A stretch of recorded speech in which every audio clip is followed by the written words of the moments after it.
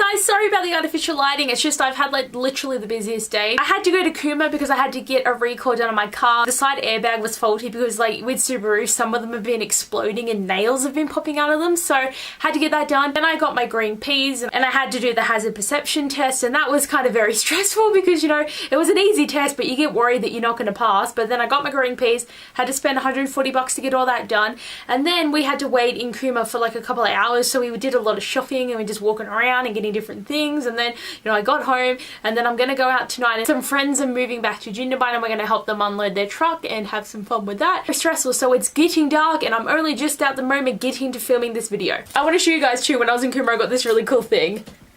It's a board that I can put numbers in, and of course I put this quote in. Wait, the light is reflective. See, that is my artificial light being like, oh, reflective.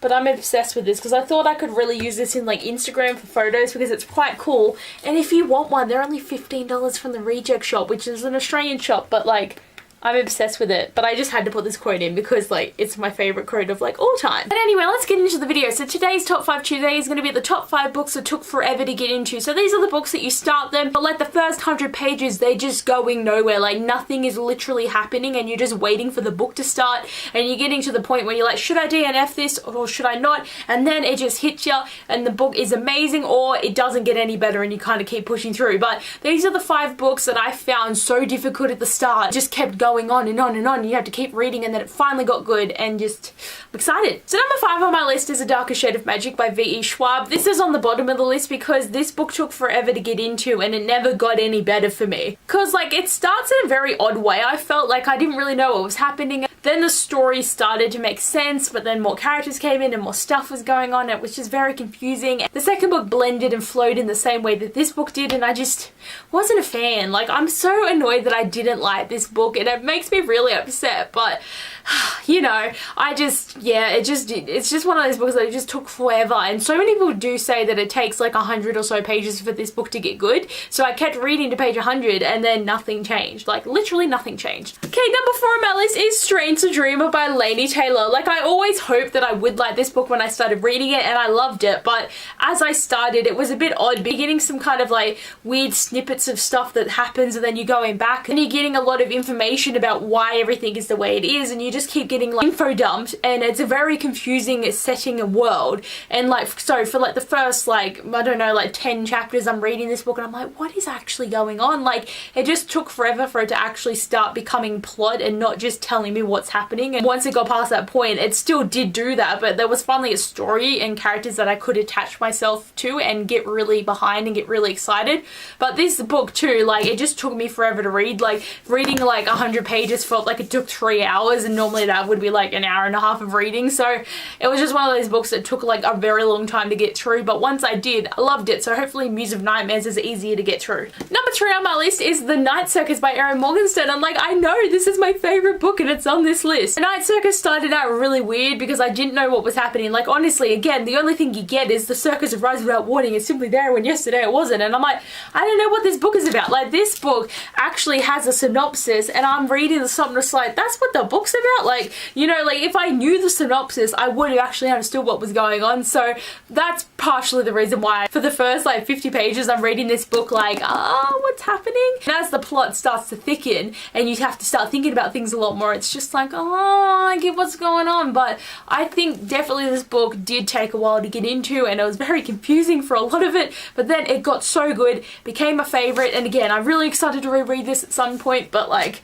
my TBR's gotten so big and I'm trying to get through books and it's too hard. It's just too hard. Number 2 on my list is Lady Helen and the Dark Days Club by Alison Goodman. Man, this book took a while to get into because there's so much description and detail into the way people dress and the way people act and the way people talk and the way people do this and do that. And it took forever for the plot to start actually happening, and for the demon stuff to start happening, and the training and the learning about characters, and for the plot to start heading in the epic direction that it does. But like, this book in the start, when I was reading it, I was so confused. And like, this is why I find sometimes like the period, like olden time books harder to read, because it's so much easier when people can just say, I just put some jeans and a t-shirt on. But here it's like there's like 80 type of things you got to put on your outfit, describe each thing thing every single time, and it's like there's just so much description, and it is hard to read. And even in the second book, I did read the second book quickly enough, but it's still hard to read, so that's why it took so long to get into. And number 1 on my list is A Nevernight by J. Christoph. Mate, everyone says that this book took at least 100 to 150 pages to get into because it's so confusing.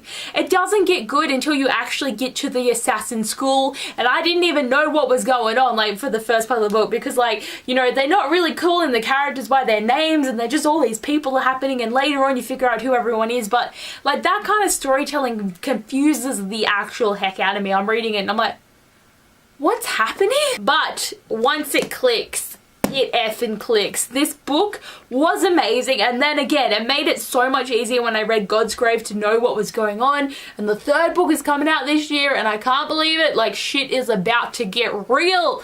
It's about to get real, and I'm excited. But if you have doubts about this book, just push through it because it gets good. I promise you, unless you don't like it at around like page 300, like, because for me it took me about 100 pages, but if you get further than that and still feeling it, probably not your book. If you gave up before 100 pages, just pick it back up. Just pick it back up. These are the top 5 books that didn't get good until later on, except for A Darker Shade of Magic. I'm so glad that I'm the type of person that just will keep reading a book. Even if I don't like it, I have to finish it because I have an issue. Like, I bought the book, what's the point of DNFing it? Like, that just doesn't make sense to me. So if I did that with these books, I wouldn't have a lot of my favorites, you know? So that's why you shouldn't give up. That's another reason too, with so many books, like, if they're bad, I just keep reading because maybe they might get a smidge better and maybe I might be a little bit happy about them. Like, who knows? But anyway, guys, thanks for watching this video. I hope you enjoyed, and I'll see you guys later. Bye!